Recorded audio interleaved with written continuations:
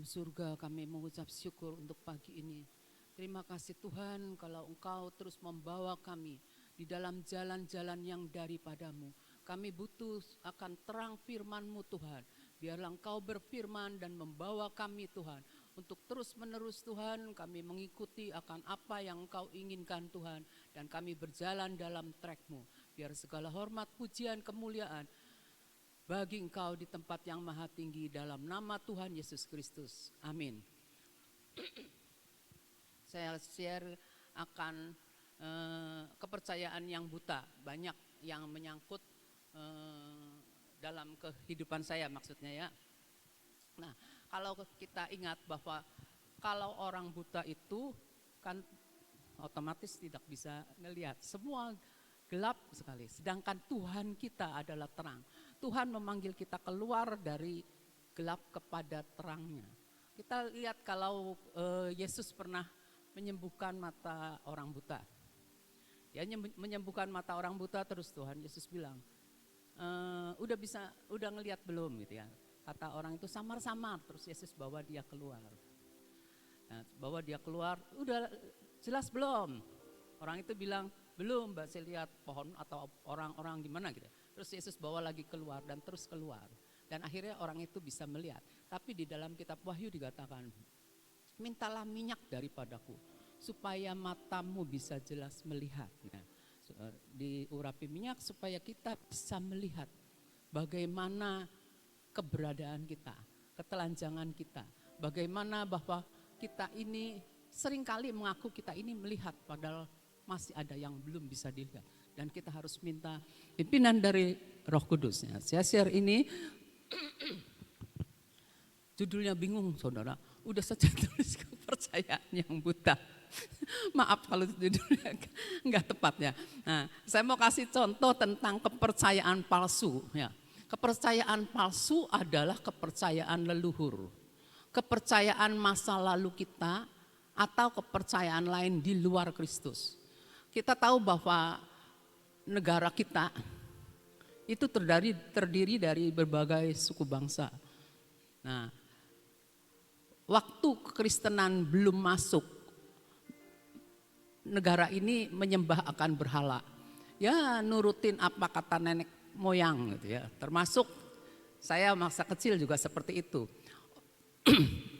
Orang tua ngomong ini dan dicerna, iya bener, hayu diturutin gitu ya. Sampai akhirnya lama-lama saya ngerti gitu ya.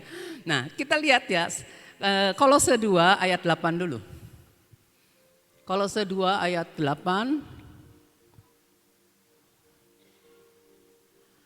Hati-hatilah supaya jangan ada yang menawan kamu dengan filsafatnya yang kosong palsu. Menurut ajaran turun-temurun dan roh-roh dunia, tetapi tidak menurut Kristus. Kalau kita lihat sini, filsafat dari orang tua, ada benernya saudara, ada benernya, ya tapi tidak menuju kepada terang ya. Nah, ajarannya turun-temurun. Jadi orang tua saya dengar dari orang tuanya, ya jadi dari kakek nenek saya. Terus mulai ke saya ngajarin anak saya seperti itu, turun temurun. Ketika saya masuk ke keluarga mertua saya diajarin lagi yang baru, begini gini. Ya turun temurun lagi seperti itu. Tapi puji Tuhan kalau kita anak-anak Tuhan mengerti firman, di sini jangan turuti roh-roh dunia, tapi kita harus menurut Kristus ya. Sini. Nah, kalau kekristenan itu bukan agama saudara, tapi kekristenan itu adalah kita itu kenal siapa pencipta kita. Kita ini mengenal pencipta kita dan kita hanya menyembah kepada Tuhan yang satu. Banyak orang nyebut Tuhan, tapi Tuhan yang satu. Tuhan yang benar, Tuhan yang setia, Tuhan yang adil, yang kasihnya dibuktikan dengan memberikan Yesus Kristus anaknya. Jadi Tuhan cuma satu, Tuhan Yesus Kristus. Seringkali saya ngajarin pada seseorang, dia selalu nyebut Tuhan siapa? Sebut namanya, saya pengen dia nyebut namanya, Tuhan Yesus. Yesus, nama Yesus kan Tuhan yang Allah yang memberikannya.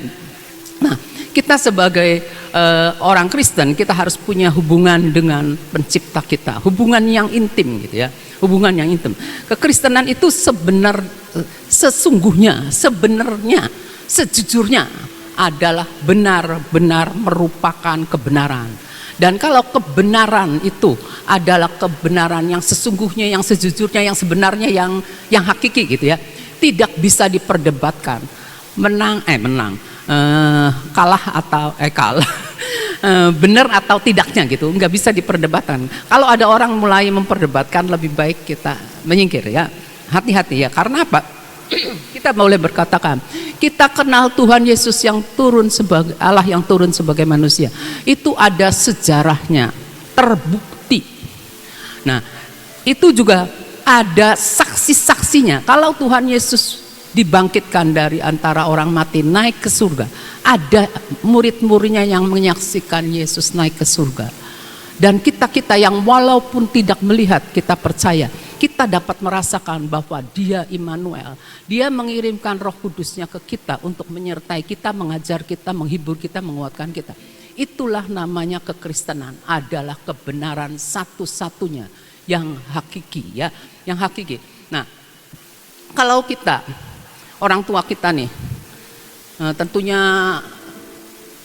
nyembah berhala gitu ya, orang, maksudnya saya ya, kalau saya nyebut kita ini berarti saya, maksudnya tidak semua ya, saya mau menyaksikan gitu ya.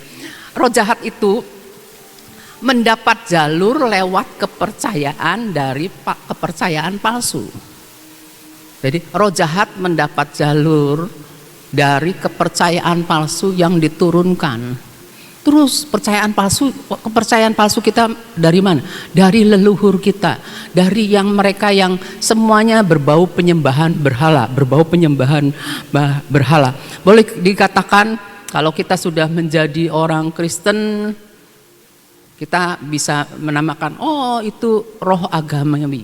Kenapa roh agamawi? Kalau orang agama itu melakukan apa yang diajarkan oleh agamanya.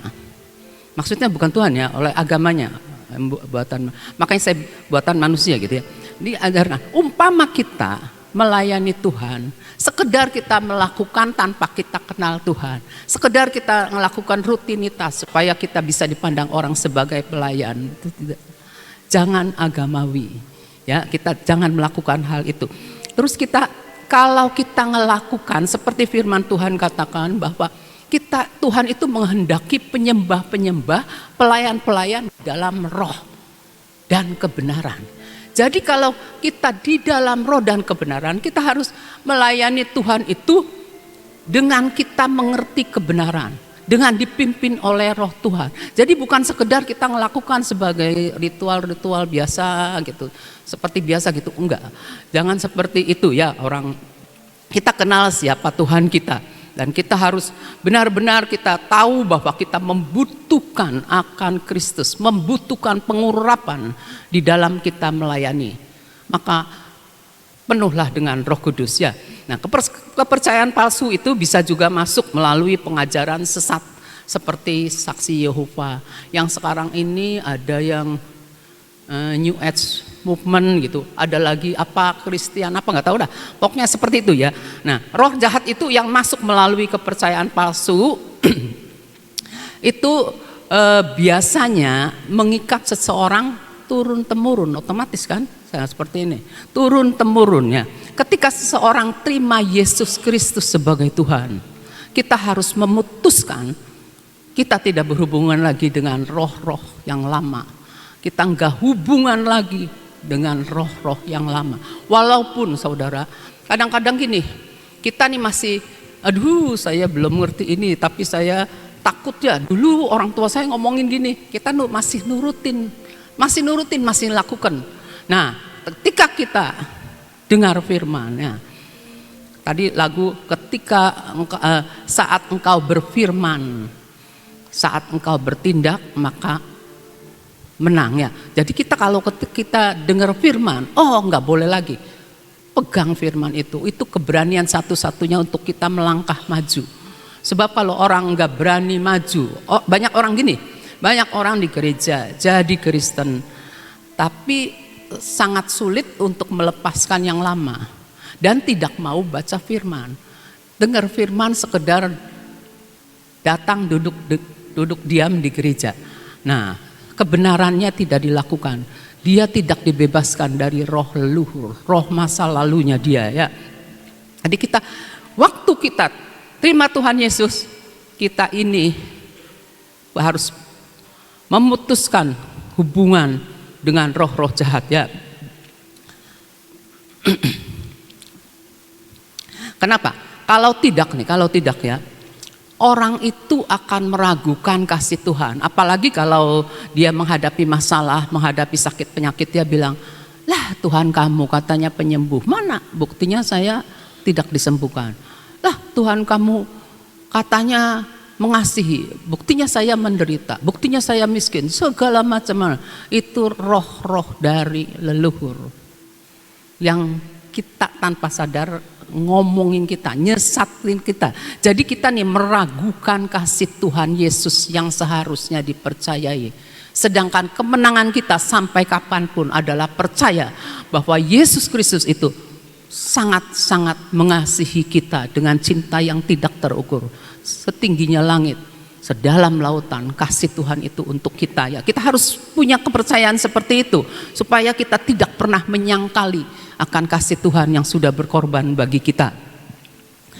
Nah, orang yang pernah terlibat kepercayaan palsu itu cirinya nih, kayaknya nih saya dengar suara Tuhan.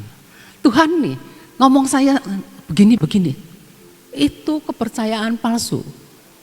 Kepercayaan palsu. Nah, terus karena dia terus menerus didengungkan perkataan yang dia dengar yang menyesatkan, lama-lama dia ya kalau saya bilang sih, lama-lama dia mulai mundur perlahan-lahan dan murtad. Kita makanya harus putuskan roh-roh kepercayaan yang lama yang dari leluhur kita.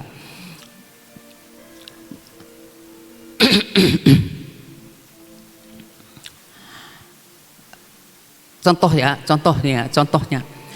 orang dengar suara yang menyuruhnya melakukan ritual di suatu tempat yang jelas bertentangan dengan firman. Tapi itu Tuhan loh suara itu. Saya mau datang, benar itu suara Tuhan karena orangnya sudah Kristen tapi belum diputuskan. Ya, dan orang itu pergilah ke tempat itu dan melakukannya, itu menyakitkan hati Tuhan. Ada lagi. Satu kendaraan ini mengalami kecelakaan. Dia orang yang aku percaya Tuhan gitu ya.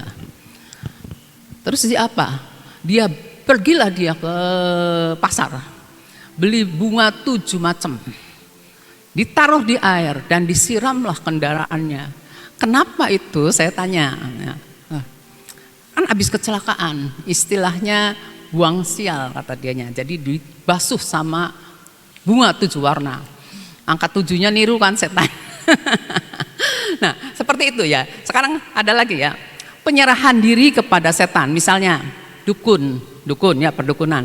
Tanya sama orang pinter, nanti orang pinternya ngomong ini itu. Saya pernah nemenin ya saudara. Tapi saya sadar menemani itu berarti saya sudah terlibat di dalam areanya dia. Ya menemani. Saya waktu itu masih muda lah, belum jadi orang Kristen gitu, masih muda lah. belum jadi orang percaya. Saya nemani itu bukan ngomongnya sama saya, sama orang lain. Tapi saya tiba-tiba mikir sesuatu, ya saya mau tanya gitu tuh. Nah, akhirnya saya nanya, dia nyuruh saya, kamu ambil pendil ngerti nggak pendil?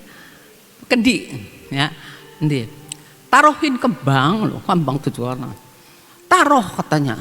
Padahal saya tuh bertanya tentang orang lain gitu tuh. Mumpung sekalian, aji mumpungnya keluar gitu ya.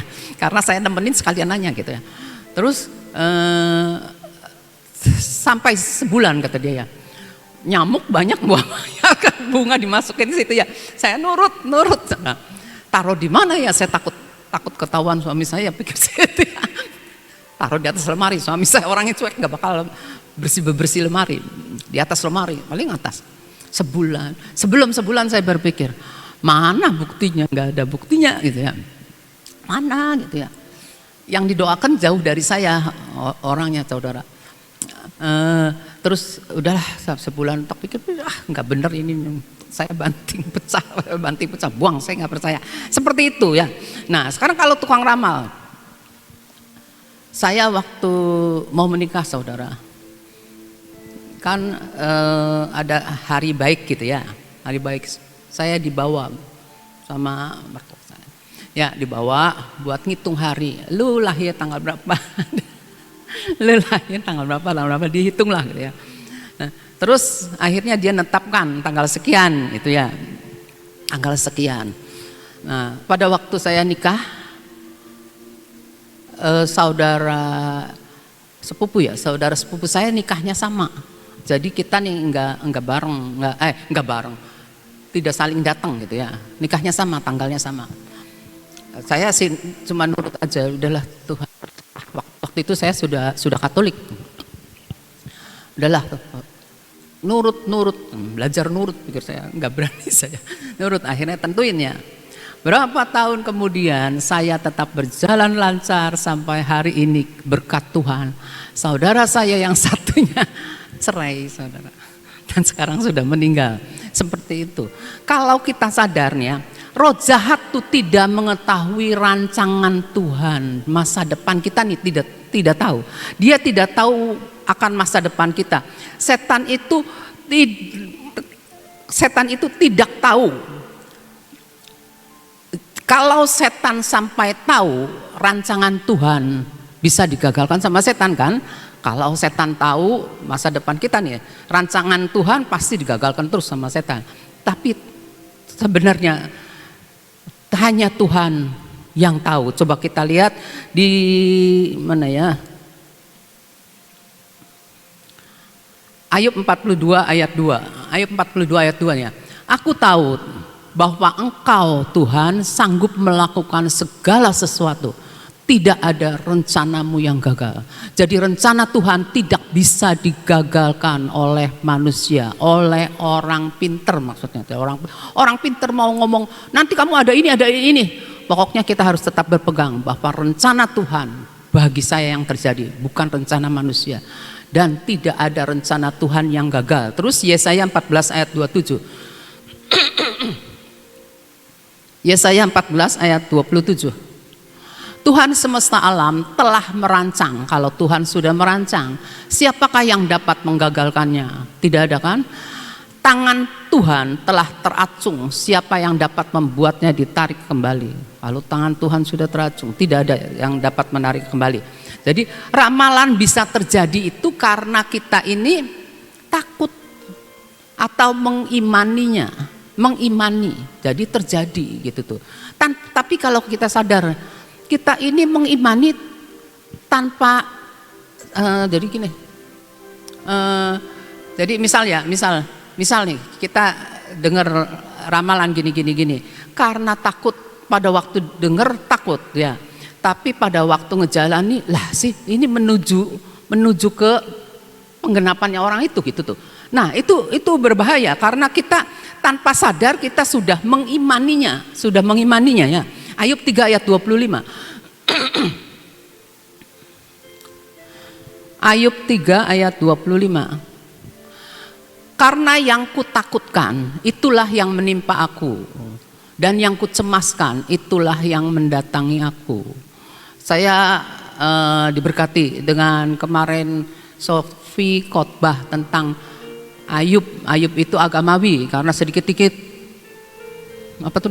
minta ampun sama Tuhan atas kelakuan anak-anaknya. Jujur kita juga melakukan hal itu waktu dulu kalau anak-anak masih kecil kan kita suka Tuhan ampuni anak saya, barangkali dia niru seperti Ayub. Tapi Tuhan itu ajaib, saudara. Makin lama makin ajaib Tuhan itu. Karena kita makin ngerti, makin ya. Tuhan itu tidak menghendaki sedikit pun kita ada di dalam gelap. Jadi kita dibawa keluar, makin keluar. Dan sampai Tuhan ini benar-benar menempatkan kita ke dalam terangnya saja. Makanya mata kita diolesi dengan minyak menurut kitab Wahyu gitu ya. Nah, pribadi yang mengetahui akan rancangan mengenai kita itu, masa depan kita itu cuma Yesus Kristus Tuhan. Saudara harus ingat, akan Yeremia 29 ayat 11 kan mengatakan, Tuhan itu merancangkan, Tuhan itu mengetahui rancangan-rancangan apa yang ada pada kita. Mengenai kita nih, Tuhan yang tahu.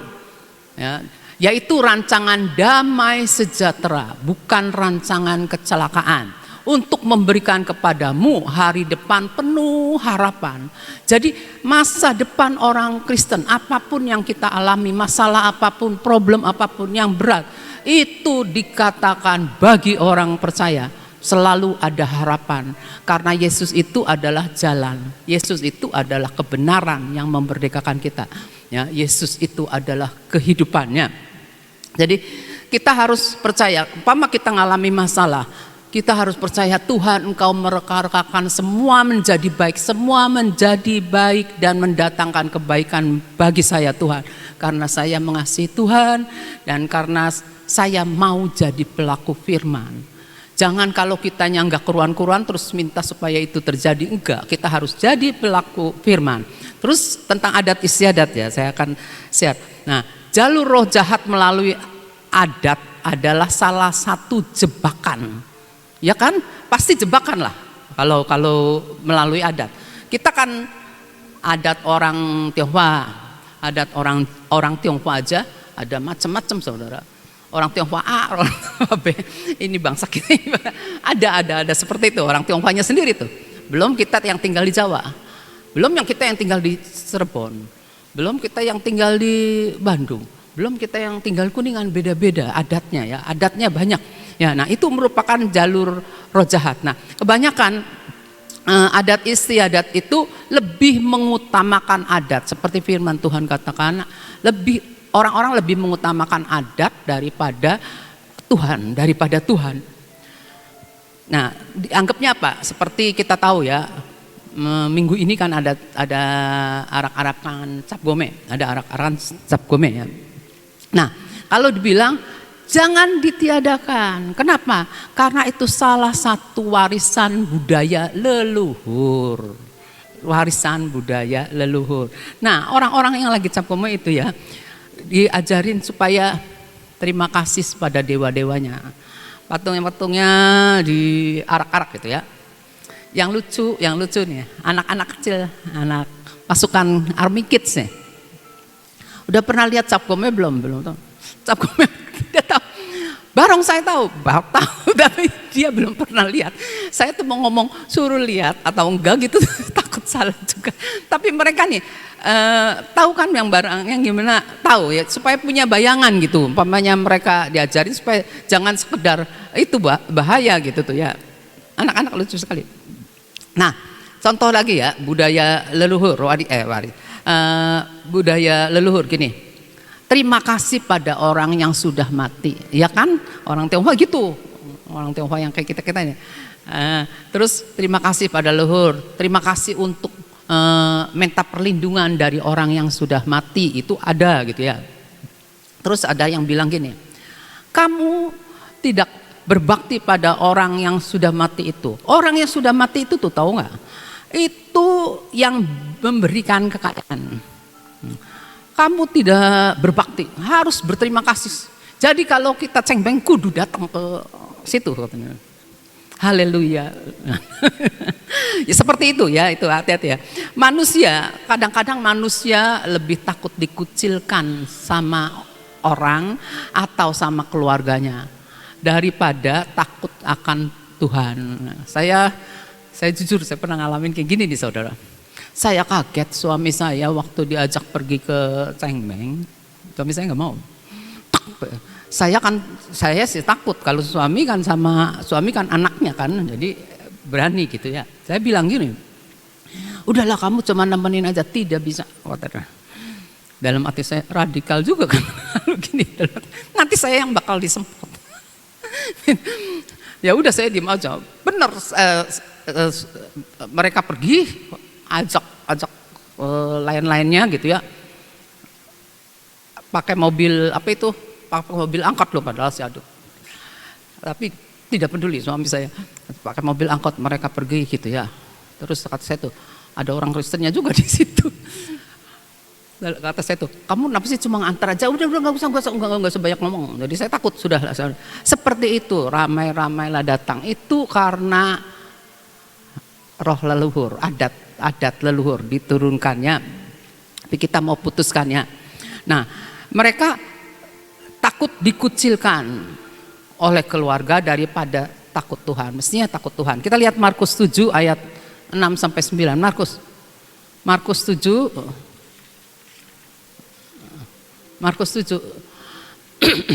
Jawab Yesus kepada mereka, benarlah nubuat Yesaya tentang kamu, hai orang-orang munafik.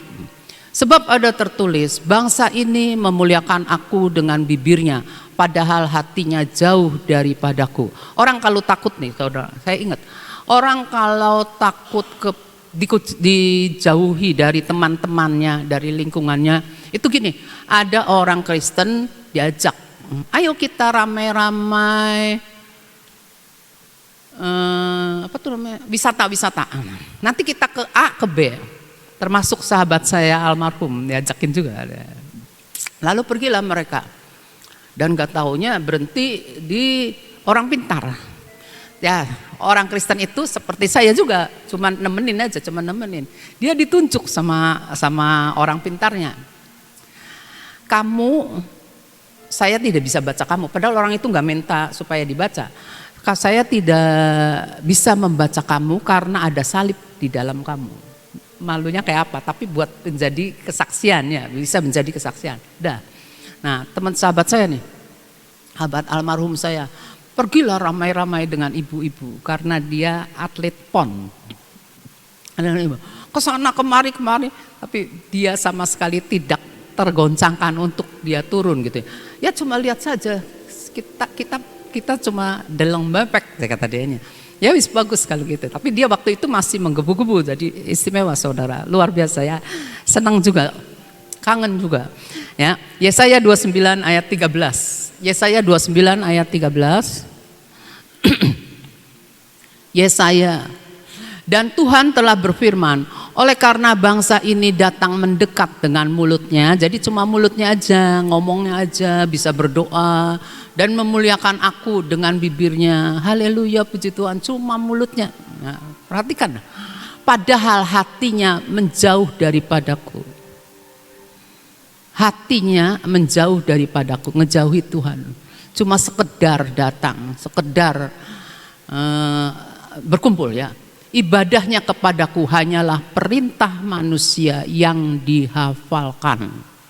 Perintah manusia yang dihafalkan. Hati-hati ya, jangan kita hatinya menjauh daripada Tuhan. Nah, kalau adat istiadat kita tahu adalah warisan leluhur, berbau berhala, merupakan ajaran roh jahat turun temurun. Contoh lagi, saya waktu masa kecil, di sini ada masih family saya, mestinya dia ingat juga. Nah, ada acara penguburan kan? Ada acara penguburan. Wah, ramai sekali yang datang saudara. Saya masih SD kalau nggak salah. Yang intil aja. Terus dia bilang, saya bawa bunga, semua apa ini namanya sedeku tuh ya, sujud gitu ya. Terus nggak tahu, saya agak lupa siapa gitu ya, membawa satu tempat isinya biji-bijian. Dalam hati saya, macam-macam ini orang nih apa ya? Tapi pikir saya ya wis lah gitu ya. Orang mami itu kan kalau nggak salah sih orang tuanya mami saya, jadi engkong saya nggak tahu, emas saya meninggal. Terus orang itu lempar, terima ya di biji-bijian ini katanya. Entah pakai apa yang ada pada kamu. Ini nih berkat, benih berkat. Dalam hati saya itu profetik juga ya, benih berkat. Lalu dilemparkan seretan. Saya kan nggak bawa apa-apa kan, jadi pakai rok. Saya maksud SD kan, pakai rok saya digituin. Dan saya menerima itu ya, saya terima itu gitu. Entah adik saya nggak peduli, pokoknya saya lagi asik memperhatikan. Seperti itu saudara. Nah, di situ apapun alasan kita, alasan saya nih apapun alasannya, pasti menyakiti hati Tuhan. Kalau terlibat dalam upacara tersebut saya tidak menyadari membuat roh jahat itu mendapatkan hak dalam diri saya. Ya enggak, karena kitanya percaya, karena begitu kita percaya sama kepercayaan itu roh jahat itu mendapat tempat di kita. Hati-hati saudara, bener lah. Makanya Tuhan Yesus membawa kita yang buta. Kita nih buta, Tuhan buat mata untuk melihat. Masih enggak jelas Tuhan, bawa keluar lagi. Terus Tuhan urapi lagi. Itu ada salah satu ada di Alkitab yang sampai beberapa. Lihat apa orang-orang, terus lihat samar-samar pohon-pohon, sampai akhirnya Tuhan membawa kita untuk matanya benar-benar celik. Ya, supaya ngajarin kita ya. Nah, kita sadar ya, roh jahat bisa memberi kekayaan dan berkat instan. Masa-masa resesi ini kita tahu roh jahat menawarkan kita instan ya. Ini mau tidak kekayaan berkat, tapi kita tahu yang tidak bisa dilakukan oleh roh jahat adalah memberikan damai sejahtera dan keselamatan. Hidup paling penting itu damai. Ake berkat beli damai orang bisa nikmati, nggak bisa nikmati. Ya, jadi kita tahu yang bisa memberikan kita keselamatan, damai sejahtera hanya Tuhan yang namanya Jehovah Shalom. Tuhan yang benar memberikan damai sejahtera. Damai sejahtera itu salah satu kemenangan kita. Kalau kita punya damai dimanapun kita enggak jadi gimana gitu ya. Nah, kalau setan itu bisa memberikan tapi tidak dengan cuma-cuma. Ada tuntutan, nantinya ada tuntutan. Baik disadari maupun enggak oleh orang itu ada tuntutannya. Nah, nanti tuntutannya itu orang itu mungkin karena buta. Nah, dia nggak nyadarin bahwa itu tuntutannya si jahat. Kita lihat 1 Korintus 10 ayat 21 sampai 22.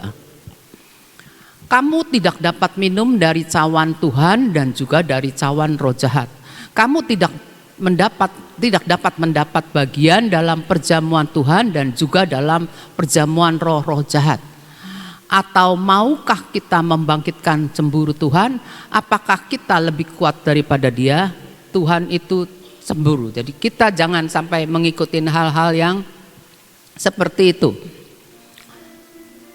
1 Korintus 10 ya.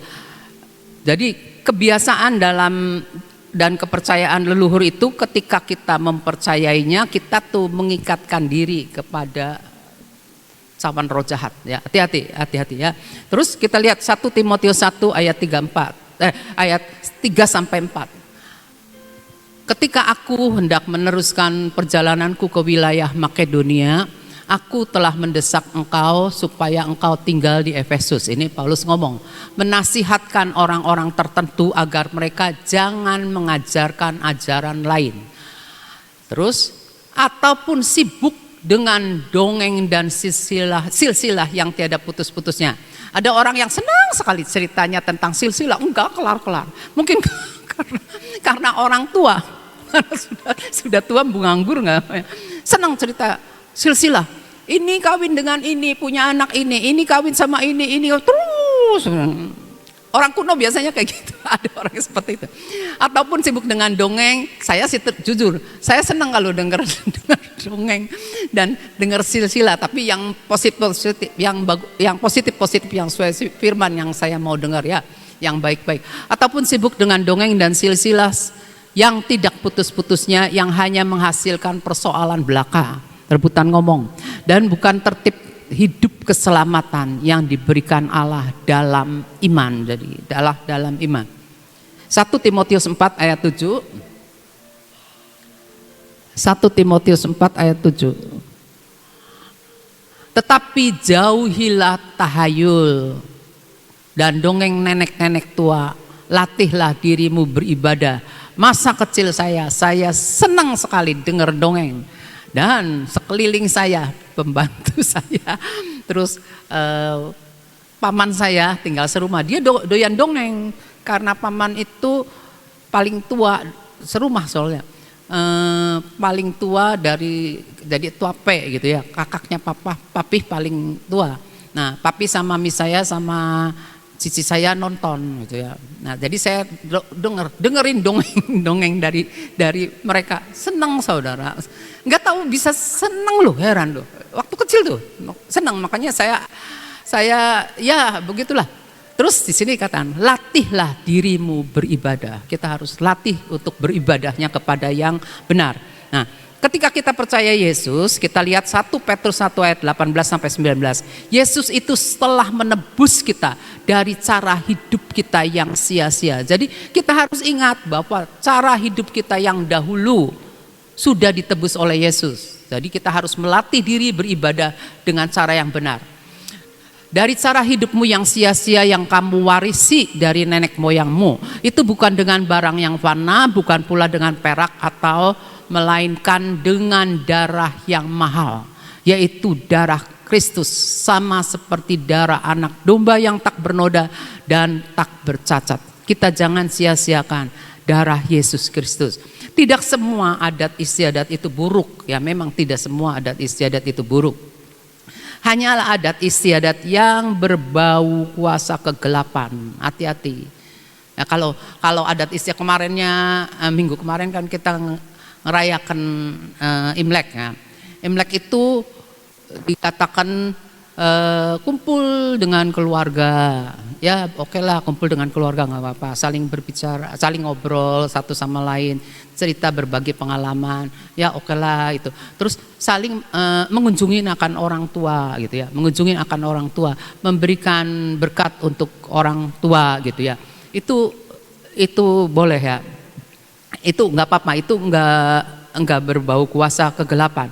Itu cuma merayakan, orang Cina itu merayakan musim semi di sana dulunya, jadi diturunkan ke orang Tionghoa yang ada di sini ya. Kita lihat 1 Korintus 10 ayat 23 dan kita harus mengingat ini. Segala sesuatu diperbolehkan benar, tapi bukan segala sesuatu berguna.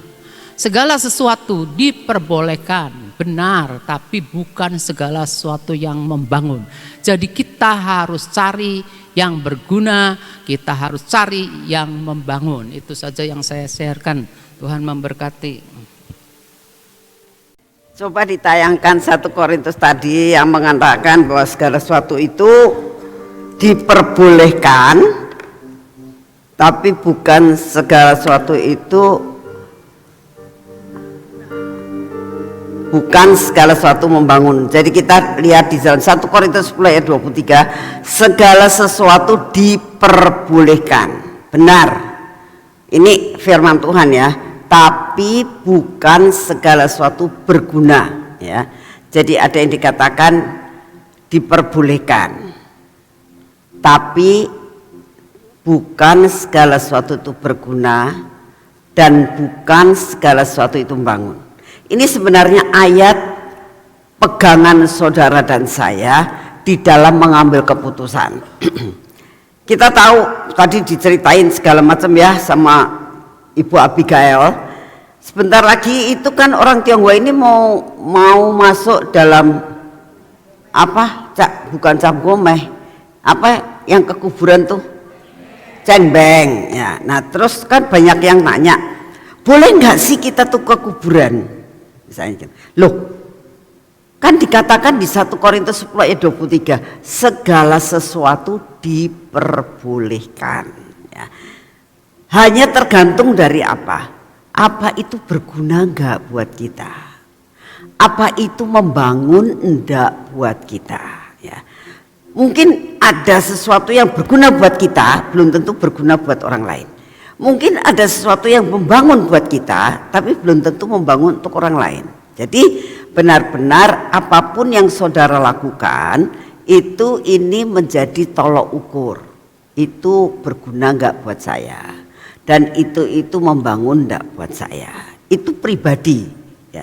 Jangan sekali-kali merupakan Taurat. Jadi harus begini, harus begitu. Firman Tuhan, kita berdiri atas firman Tuhan. Jadi kita harus tahu itu berguna enggak, itu membangun rohani saya enggak. Itu saja. Jadi antara kita dengan Tuhan pribadi. Ya. Kalau ada orang tanya, misalnya tanya sama saya, Ibu Nani kalau ke kuburan itu boleh enggak? Lah firman Tuhan juga mengatakan segala sesuatu diperbolehkan tergantung. Ya, kamu mau ke kuburan itu mau apa? Gitu. Misalnya ada yang mengatakan pengen ngembang, ya, motivasinya ngembang. Berguna enggak kamu ngembang? Itu membangun hidup kamu enggak dalam ngembang itu? Itu saja. Jadi jangan menghakimi orang lain, tapi belajar hubungan kita dengan Tuhan itu bagaimana. Ya, jadi benar-benar kita sebagai anak Tuhan pegang 1 Korintus 10 ayat 23. Kalau ada yang tanya, ini gimana ya? Pegangannya firman Tuhan dari 1 Korintus 10 ayat 23. Putuskan sendiri antara engkau dengan Tuhan. Amin. Sehingga yang menghakimi kita itu adalah firman, bukan pribadi kita. Ya. Yuk kita berdoa. Terima kasih Tuhan. Banyak perkara karena kami hidup di dalam suatu negara yang penuh dengan peraturan tradisi-tradisi satu dengan yang lain. Tapi kami mengucap syukur karena Engkau memberikan kepada kami firman yang benar. Ya. Biarlah firman itu menjadi dasar satu-satunya di dalam kehidupan kami. Terima kasih untuk firman-Mu. Terima kasih buat penyembahan dan pujian selama 1 jam. Terima kasih Tuhan, Engkau sungguh amat sangat baik atas hidup kami. Pagi ini kami datang di hadapan-Mu, kami tetap berdoa buat bangsa dan negara kami Tuhan. Karena kami tahu Engkau menempatkan kami di bumi Indonesia ini untuk kami menjadi berkat buat bangsa dan negara kami. Kami berdoa untuk semua kebijaksanaan yang sedang direncanakan oleh pemerintah kami. Kami berdoa untuk Bapak Presiden dan semua stafnya yang saat ini sedang merencanakan segala sesuatu, keputusan-keputusan, mengadakan sesuatu pembaruan-pembaruan. Kami minta Tuhan supaya apa yang diputuskan dan pembaruan yang dilakukan membawa suatu kebaikan buat bangsa dan negara kami. Terima kasih untuk kasih setiamu. Kami berdoa Bapak tentang bencana alam, tentang sakit penyakit, tentang segala sesuatu yang Kau izinkan terjadi. Kami berdoa saat ini, Bapak peganglah kendali atas segala sesuatunya. Terima kasih untuk semuanya. Saat ini kami tetap datang di hadapan-Mu, menghadapkan diri kami masing-masing di hadapan-Mu ya Tuhan. Engkau tahu persoalan kami, Engkau tahu masalah kami, Engkau tahu pergumulan kami. Dan pagi ini kami mau mempersembahkan semuanya di bawah kaki-Mu, untuk Engkau ambil alih Tuhan, dan biar kami mengerti waktu-Mu, karena kami percaya dalam waktu yang tepat Engkau akan menolong kami. Terima kasih untuk semuanya. Saat ini kami datang, kami mau ambil apa yang Kau siapkan buat kami. Kami tahu Kau sudah menyiapkan daya tahan tubuh buat kami pagi ini. Kami ambil, kami masukkan dalam tubuh kami. Kami percaya dengan iman bahwa dalam tubuh kami mulai dirasuk oleh daya tahan tubuh ilahi, mengusir semua sakit penyakit, mengusir semua virus, mengusir semua yang tidak baik dalam tubuh kami, sehingga kami mengalami kekuatan kesehatan yang daripada-Mu. Terima kasih untuk kasih setiamu ya Bapa. Kau baik, Engkau baik dan Kau baik. Terima kasih Tuhan. Saat ini kami datang di hadapan-Mu. Kami sungguh menyerahkan semua kehidupan kami ke dalam tangan. Terima kasih untuk kasih setiamu. Dalam nama Tuhan Yesus. Mari kita masuk dalam pengurapan.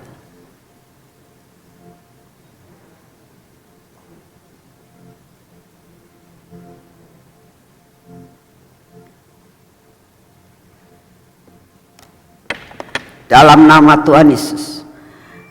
Biarlah pengurapan minyak ini Tuhan, yaitu minyak yang berasal daripadamu, lemak ilahi, lemak surgawi memasuki hidup kami, memasuki mata kami, telinga kami, bibir, mulut kami, hati kami Tuhan. Semua yang tidak baik Kau hancurkan dalam hidup kami. Kami olesi minyak tangan kami dan kaki kami Tuhan. Biarlah kami berjalan dalam lemak ilahi. Kami melakukan semua pekerjaan. Dan pekerjaan kami menjadi berhasil. Kami menerima akan hak bagian kami hari ini. Dan kami boleh mengakhiri hari ini bersama dengan Kau. Terima kasih untuk kasih setiamu. Di dalam nama Tuhan Yesus. Amin. Selamat pagi, Tuhan memberkati saudara semuanya.